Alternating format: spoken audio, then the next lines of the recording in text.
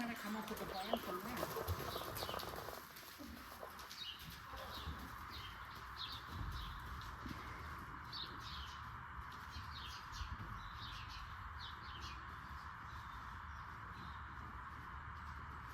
Good. So if he's making you work really hard, but by all means, get after him.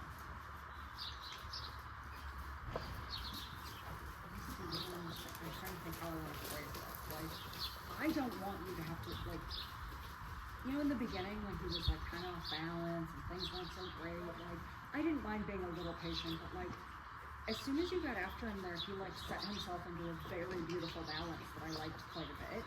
So it is now where if he says like, I'll get there in a minute, you are welcome to say like, no, minutes now. Just make sure that you decide what your limit is, like how hard are you gonna work? And that has to be the same every ride. So like if you're like, this is ridiculous, I don't wanna work this hard, I kinda wanna whack him with the whip and get this over with. I'm okay with you like saying like, no, come on, you gotta do this at this stage in his riding. I just want it to be consistent. Does that make sense? You know, like, and I know that sounds like so basic, but it's really the most important part, I think, when it comes to like teaching a horse to actually get in front of your leg, because if you start increasing like the amount of age you're going to use to get them to go, and then sometimes you don't do it, you make them dull. And like, I had a big horse, he was like a 4th level horse when I got him, and it was pretty bad, like way worse than what Bo was doing. Like, I had to put the whip in one hand and like whack him 3 times hard enough that like it was very embarrassing to have to do in public, and that was the only way I could get him to go because of how he had been ridden previously. I could not get this horse to go after 2 years of like, really? Yes. Yeah, it took, finally he got it after that long, and like he started to understand, but like it was really hard because his previous rider was not the kindest horse person, and she had been incredibly aggressive to him when no one was around, and then wouldn't get after him if people were around. So it was a bad situation. But like that was a huge learning experience for me, that I was like, okay, so I have to be consistent with this horse. Like if I'm riding in front of an Olympian, guess how my warm-up is going to start? I got to crack this forward horse with the whip because he's not going any other way. And it took so much longer to untrain that idea. So that's why, like, for a long time I told him, just let him get there because of the balance. But the balance is really good. Even when he's ugly with his head, he's not falling off of his hind legs anymore, right? So now it's time that you can start being really consistent with like, no, if I'm putting this amount of effort in, that's unacceptable to me, and you gotta do it. And you can send him forward any way you want. It doesn't have to be that you whack him with the whip. But like, whether you're gonna kick or do whatever, go to the bigger aid to make him go, and then stay in the habit of pushing. Yes, exactly.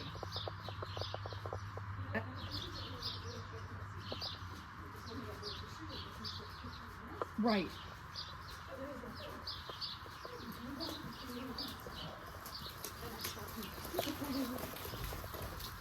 And it's very interesting because that's exactly how that horse of mine was. Like, it was always just an issue in the warm-up. Once he was warmed up, it was fine. But like, that's also not feasible. Like, you want to go to a horse show, you can't be like, okay, well, I have to like do this weird thing for a while first. Do you know what I mean? Which, I mean, you can do. I can't as a professional. Okay, so that's just a. Okay.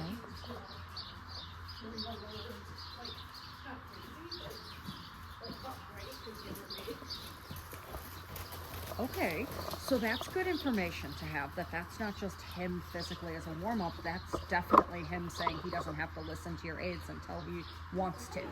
So that gives, okay, so that gives me even more confidence to say, like, it's time that you can say, like, ask politely. If he says no, get after him a little bit, and the second he says yes, reward him and ride at the level that you are comfortable as your, like, maintaining aid. And then if he falls off of that, you remind him again and kind of, you know, start to have like a new normal now that he's got this balance like this. Good. And you might also find, I'm trying to think of like, sorry, my brain is like needs more coffee apparently. I don't know what's going on. You might find that like if you get to the canner really quickly, he pays more attention. You might find if you do transitions, he pays more attention.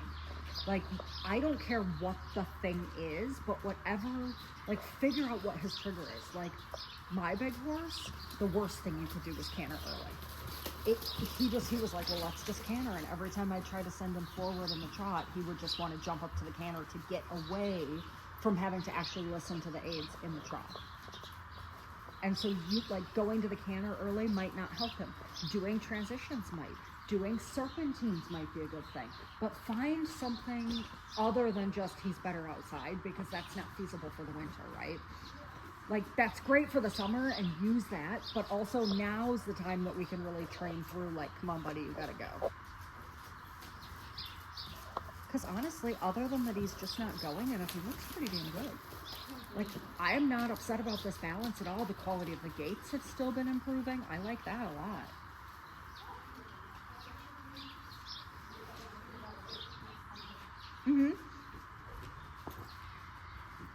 He just gets this, like, weird, like, I think you'll see it when you watch the video, like, when he's not going, it's like his croup is, like, bobbing from side to side more than it should, as opposed to, like, tucking and, like, he's actually engaging the hind leg. It's like he just sets himself into a place where he's not working as hard.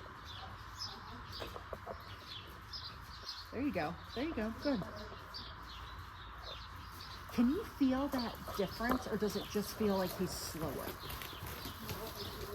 Okay, so that's a really important thing. Like, some horses, it's really hard to feel that difference on. That's why I was wondering. So if you feel like he gets into that, like, rocking the croup from side to side, like hoppy kind of thing, that's when I want you to send him forward, regardless of if he feels like he's more forward. If he gets, like, starting to disengage, that's the moment that you want to say, like, no, come on, keep going. And how does he react to the whip? Is he kind of okay off of that, or not so much?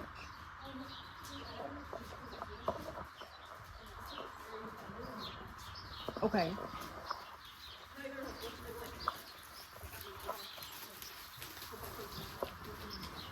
Sure, but it's also telling us that he doesn't understand that the whip is just, like, can be used for further engagement through his hind end. So you might want to start incorporating little taps with the whip with your, like, sending forward aids, so that you start training him to understand that, like, a little tap with the whip just tucks his pelvis under and he engages as he goes forward, rather than him thinking you're telling him to go and he doesn't know how. So I would start training that idea into him at this point. Maybe not in the canter yet, but definitely in the trot. Good. Yeah, good. Yes, absolutely. I don't love where he's going in the frame right now, but I also think that that's completely because he needs to clear whatever's going on, and I think once he actually gets that out, I think that the frame is going to settle. The balance in the canter is definitely better. Good. Carefully doesn't fall onto your inside leg too much. Yep, same thing here, that he's got to just understand to go forward through his croup a little bit more. I definitely think the balance is improved.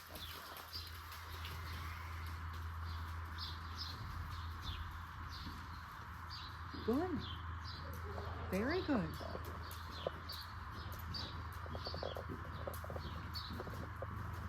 Good, yeah, keep him a little bit more like shoulder fore feeling through your outside aids.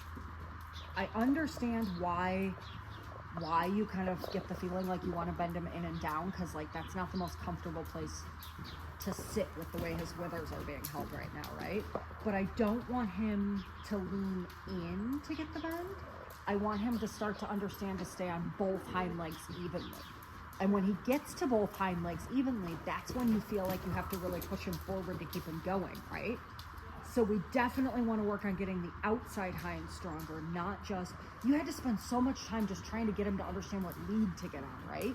So now you got to start thinking about the evenness behind and really feeling like he's using that outside hind for support and not just kind of holding himself by his inside forelimbs. There you go. There you go. Good. And if he needs a short break, you can give him one. I don't mind if you do the canter in like little sets so that you have a moment to kind of like reward him and you don't have to keep working too hard just to keep it, right? Good. Don't let the trot get disengaged. Come on. A little more, more. There you go. Pat him. That was good. That was good. He was really trying to disengage over there the last time though, so you got to really watch that because the trot is nice now, but it was starting to suck back to a point where you weren't. There you go. Good. Excellent. That's really nice. And then if you want to give him a short break, I think catching that when he tries to slot into that like bouncy side to side trot, getting him out of that as quick as possible, I think that's going to help you more than just getting after him about the going forward. Because I think that's the root cause of it, not him ignoring you, but him not understanding where to go with the aid. Does that make sense? Yeah. I'm not getting the impression like that it's like I just don't want to listen to you. It's more like, I'm not sure what to do. I'm just bopping side to side. How to use his body. Yes, exactly. I knew it wouldn't take long for me to shed this. Yeah. It's that time of year. It's that time of year where you have to wear like 8 layers and then you end up in a t-shirt. Yep. Yeah, Trent laughed at me when I was getting dressed this morning. He's like, "What are you doing?" I'm like, "I don't know if I'm gonna be hot, if I'm gonna be cold." Like, it's like, just ignore me. I'm fine. Did you do something to your wrist? Okay. And it didn't. Okay.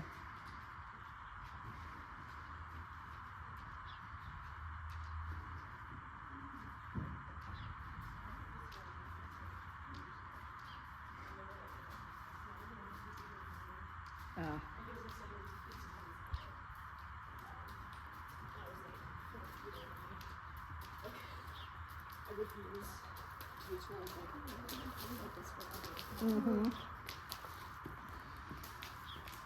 Yeah, I tore that tendon in my thumb. Is that like the ulnar tendon or whatever? It's like goalkeeper's thumb is what they call it. It was done.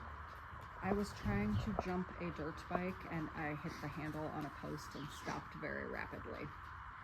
This was a long time ago. I was much older in my youth. But yeah, so I bent that back and I remember I went to Leah's dad now because like he's an orthopedic surgeon and he's like, "Oh, you'll probably never hold a double bridle again." And I was like, "Excuse me, what?" And he's like, "Yeah, surgery's not the best on that." And Leah was so funny. She yelled at him and I went to dinner at their house and he's like, "Okay, here's what we're gonna do. This is all gonna get better." It was pretty funny. Uh-oh, did I lose you? I can't hear you.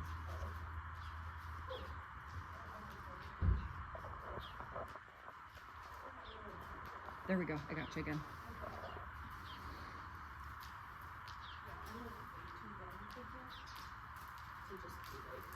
To give up? Yeah. Yeah. All right, whenever you're ready, let's go ahead and we'll go back to basically working on the same thing, and we'll just take that as he gives it to us.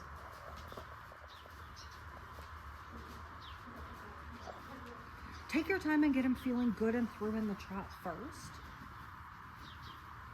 There you go. Feel the difference in his hind legs immediately. And you don't have to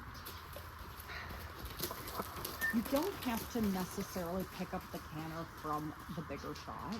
but you have to establish enough of the bigger trot that he's got the forward thinking going. Does that make sense? Well, and it's not going to feel good no matter what, even if you get it done. Yes.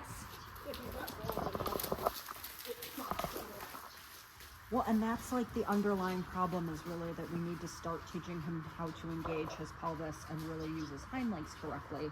So we don't want to change that subject for like, unless we have to help him balance, fine, but you may as well set yourself up for success. Get the trot feeling great and go from a place that you're like, all right, I've established the overall objective, now let's do it in the canter, rather than feeling rushed ever. Good. Good. Yep. Good. Very good. And remember, start incorporating the little taps of the whip as you're sending him forward so that there you go, pat him, that was good. I want him to start associating when he feels that tap. I don't want him to think like, oh, she's tapping me, I'm in trouble, and feel like he has to overly react. I just want him to give you that little pop step there. I don't really know a better way to teach a horse to engage through their pelvis besides teaching them to understand that when you tap them with the whip, that they just articulate that joint better.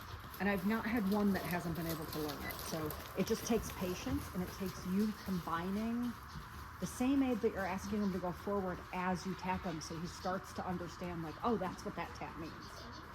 There you go. No, that's very true. So it's a good check for me. It's very interesting. So a lot of what I've been talking about with my ladies at home is really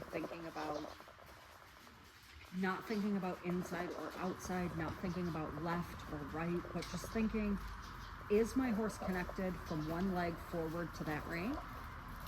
Are they also, and of course it's going to feel different inside, outside, right? I'm not saying that that's wrong.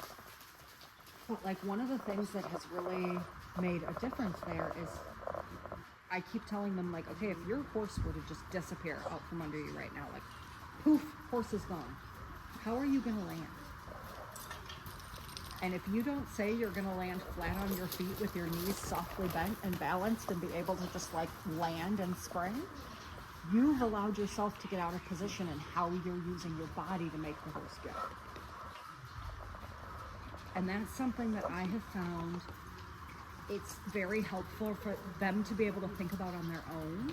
And for you, I think that would be really helpful at this stage with him, because especially this direction where he tries to talk you into doing too much on the inside, even just me saying that is starting to get straighter and straighter, right? Excellent job. Yeah, I like it quite a bit. And that's a really easy thing. Instead of having to be like, oh, I need XYZ like for correction, you can just think to yourself, okay, well, if I don't feel balanced in the middle, like if he disappears, I'm going to be okay. If you're going to fall on your nose, that's a problem. If you're going to fall on your butt, that's a problem. If you're going to fall over to the right, you can actually diagnose what's going on by bringing him under you to balance you better rather than you going to him all the time. Excellent. And then whenever that feels good and you want to start incorporating some canter, that's your choice. And you don't have to canter for like forever, but you just work on that same idea that you're teaching him to move the legs forward. This side is usually a little bit better that way, but you also have to then start to teach him that just because he moves the left hind more forward easily, that doesn't mean that he can use that and skip off of the right side. Good. So if he disappeared right now, you're going to end up falling on your left shoulder. So you need to, there you go. That's better. That's better. You feel the difference in the outside of his body then? There you go. Stay in that right seat bone. Stay. Yes. Excellent. Excellent job. And it's not so much about where your upper body is, it's where your core center of gravity is, like how you would end up landing. That's great. Oh, I bet it is.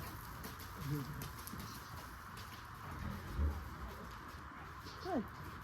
Yeah, and you can totally pick the pattern of this work. Like if you want to go back to the canter, go back to the canter. If you want to give him a walk break, give him a walk break.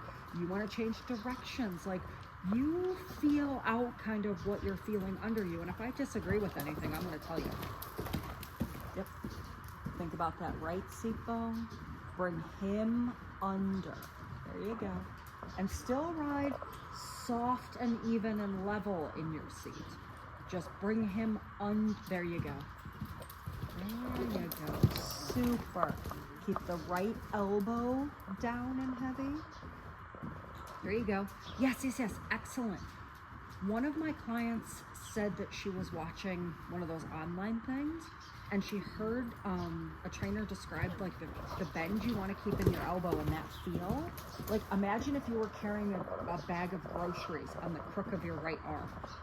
You've got to keep it bent enough that the groceries don't pull you forward or that your arm doesn't get so straight that they slide up to his mouth. I don't know if that analogy will help you or not, but I loved the way, like, the thinking of it because, like, you can still use your hand the same and your forearm the same, but it makes you think about, oh, how would I balance a load I was carrying on my outside elbow?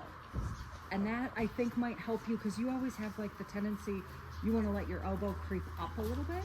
And I think that might help you think about, okay, I've got to keep that elbow so that if I had groceries on it, where would they go?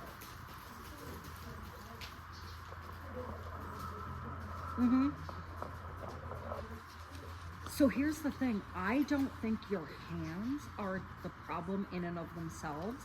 I think the extension of them off your body is where, like, your hands feel like they're the problem because there's not enough suppleness through your body to be able to let the hands be totally independent yet. Does that make sense?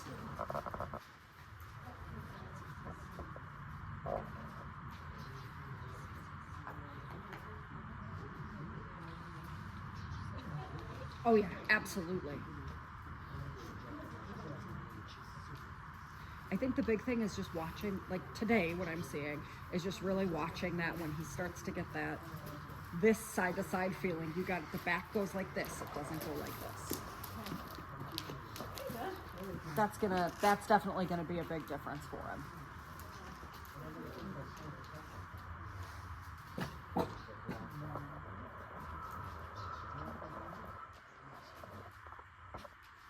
And definitely start practicing getting him to like understand to engage from the whip. I think right now you might not feel a big difference, but if you start teaching him that tap is associated with get my hind leg going, we will be able. I teach my 3-year-olds that because I'm like, nope, I'm gonna want this later. I'm gonna want Piaf someday. Like you're gonna have to get the hang of this. And you really want him, if he's having that reaction that he wants to get so dramatic from it, you want to start training that out at this point. She likes to unplug herself, so. It must just catch a little bit. I wonder if that's related to position. She's got to come off the bottom when she sits on it. That's true. I didn't bring it to. All right, whenever you're ready, let's try this side again. Because I want to work on getting that engagement.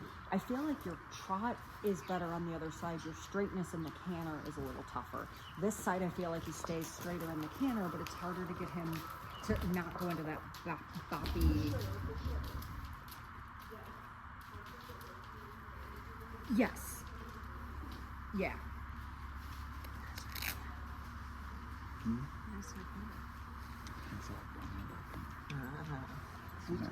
Good. It's the magic. You know what I really like the most about like what I'm seeing is no matter what correction you're making, he's not losing the longitudinal balance so much. That is the biggest improvement I'm seeing. So when you're working on things like, you know, if it gets cold and I'm not here for a while, like no matter what corrections you're making, what you're working on, keep that piece.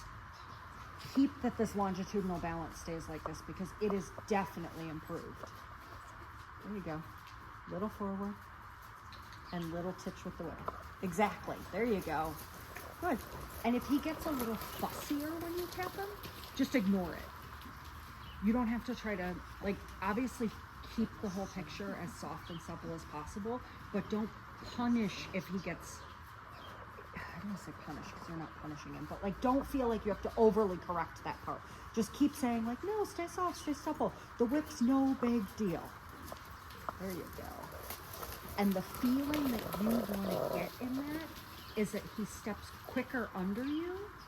So you want to stay soft in your seat, like in a way that he's going to lift your seat bone, not that he's going to pull the seat bone longer.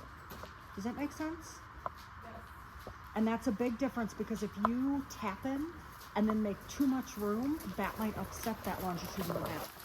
So we want to keep that feeling that when you tap him, I just want you to feel him more under your seat rather than that bouncing is staying behind the seat. There you go. Yep, and a quick little touch. Yes, yes, yes. Good, super. And you're gonna have to practice that a lot, like how the seat adjusts and moves, huh? That's gonna be like a lot of a muscle memory thing to remember because you really haven't been able to use your seat that much as a modifier on him yet. Like that's a new thing as his balance is improving. So if you catch yourself having to be like, oops, I let him go too much there. Don't overcorrect that, just bank it, and the next time think about that feeling more. Yep, little bit more forward. This is good, but there you go. Excellent, pat him. And then when that feels good, then we go to the canter. Get into the canter the way that you've got that going right now. I don't want to change your transitions, but the second you get him going, I want you thinking about keeping him straighter from behind you. There you go. So that he really pushes up through the left side of your seat and doesn't want to drop down on the right as much. There you go. Stay really even in the middle of him. Good. And when you think forward, think like the bounce and the bascule that you would want, like similar to jumping, not just length of how he's going, because otherwise he really doesn't give you a place to sit then, right? Yeah. You want to keep trying to create that when you send, there you go, I liked that correction. When you send him forward, it should round up under you before the front legs go. And right now, sometimes when you say go, he just reaches with the front rather than saying more from behind. Good. Good. Very good. I was going to say, I don't think he can hold it because he's got to go to the bathroom. But that feeling there, when he was kind of basically half halting himself because of needing to go to the bathroom, there you didn't get that big reaction with the front legs, right? Good. Yep, little titch. Get those hind legs under you. I know it's a lot. There you go. I know it's a lot of work. Good. But that's one you want to, anytime you even think he's going to settle into that bouncy trot, send him out of it. Good. Good, the transition to the sitting trot. Nope, you're leaning to the inside. You would fall right on your hip if he came out from under you. There you go. Yep, take your time. Take your time. Stay straight. He comes to you. You don't go to him. Good job. Feel how much you wanted to negotiate your position to just calm that down. It's okay. Absolutely. So like, I don't want you to beat yourself up about that by any means. That's like, you're exactly right. It's old muscle memory, but really give yourself permission for it to look ugly for a couple strides. Look, give yourself that permission. If you don't, it won't ever get better. So like if you find yourself negotiating and you're moving your position to go to him, just tell yourself, I don't care if it looks ugly for a couple strides, and let him start it. Well, look at how much better it looks when you let him come to you. You've got to give yourself that permission that it's okay for it to not look good for a minute though, okay? And I think to be honest with you, that's probably one of the hardest things there is to do in riding. I struggle with it myself. Even when I'm riding completely at home, like alone, there's no one there. It can be very difficult to be like, all right, this might look really wonky for a minute. You've got to just make peace with that while you're making these changes. I know, but it won't, I'm telling you, it won't get any better in this piece where because you had to negotiate your position with him in the beginning just to get him to even understand where his body was, right? And so that's a big muscle memory change for both of you. And that's like, there is nothing to do there other than be patient with it and let him start to figure out that he can make changes too, not just you. Good. Stay on that outside. There you go. Good. Stay on the outside hip. Let him come to you. There you go. You still want to ride forward in your leg and like thinking about making him rounder under you in your seat, but patient if he doesn't get there. There you go. Don't change the subject. Let his hind leg do the work. Excellent. Excellent. Excellent job. Very good. So once he's balanced, I was going to say we'll go ahead and let him take a break. You get the feeling that I'm looking for when I say like you just got to like give yourself that permission, right? Good. Go ahead and let him have a walk break so you guys can both be rewarded for that. That was pretty good. And I know it's not fun, but if you do it now, it's way better than if we have to do it, you know, next summer when you're wanting to go to horse shows. And I'm like, oh, hey, you got to let this be wonky for a while. Like, now's the time to do it. There were moments in there that were lovely. And he was starting to, when you were sending him forward, he wasn't trying to do like the thoroughbred get long. Yes. Yeah. Mm-hmm. And also, like, I purposely did not want to talk to you at all about your arms or your hands there. And did you notice, like, well, and if you didn't feel it, you're going to see it on the video, like, the rounder he was getting under you, the less you were trying to do with your hand. And the more, like, it was getting, like, let him start doing it. You don't have to be responsible for all of it anymore. You put in your homework and you did the time already with him for the last year. Now you get to start expecting him to meet you a little bit and start doing the work. Mm-hmm. And really just watch that, like when he gives you that weird trot, you've got to shuffle him out of that. That's important.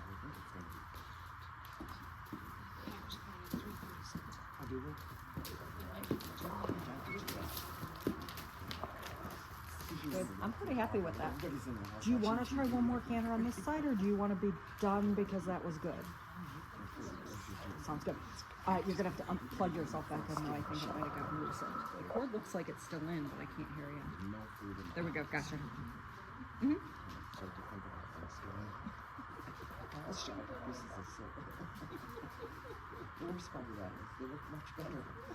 Yeah, so we'll do the same thing here on this side, just really thinking about like him.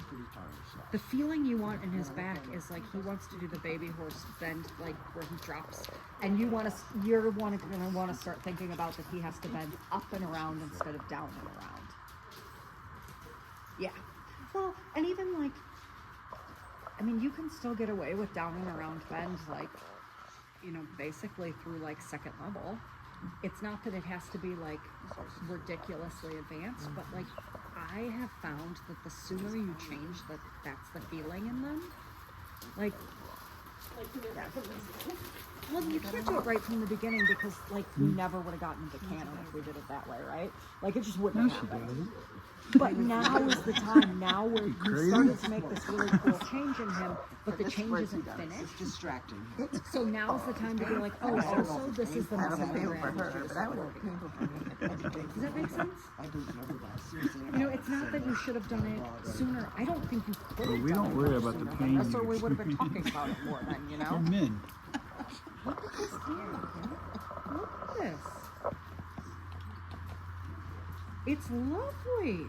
I would like it if he was slightly less bent in the base of his neck. But I also really like the quality of how that canter was coming off of his hind legs. So I'm gonna be honest, if I were riding him and training him and I felt like that was a compromise, I would build the strength in that little bit slower, bouncier canter and then gradually work on, like, keep working on straightening the neck and the trot and accept that, like, okay, if he's not quite comfortable changing the positioning in the neck and keeping the balance, all right, you can negotiate. But bank it in the back of your mind that when the balance feels good, you're constantly checking, can I get him more on my outside? Well, there you go. And you'll find some days you might be able to get it better. Some days you might have to, like, let that piece slip a little. So I think what's happening as, like, that canter is pretty good quality for him, right? It's a definite improvement. As you straighten him, it's harder and harder for him to hold it, right? So he might break sometimes. If that happens, just do exactly what you're doing now and just keep riding good transitions, build the strength, he'll get there. Don't feel like because he tries to break sometimes when he gets into the better canter, it's just a strength thing. That's not you doing anything to cause a break. So that's where, I get to tell you all the fun things again, and you're gonna have to be patient. Good. Good. If he disappears, where are you landing? There you go. Better. Keep that right hip. Don't you end up falling on the left leg. Yes. Excellent. Then let him stop because you're going to run out of horse. Good job. Feel there how, as I pushed you to stay straighter through that and more engaged on your right hip, when you pushed him forward there, that came more from behind you instead of in front of you, right? That's where you need to go with him. Excellent.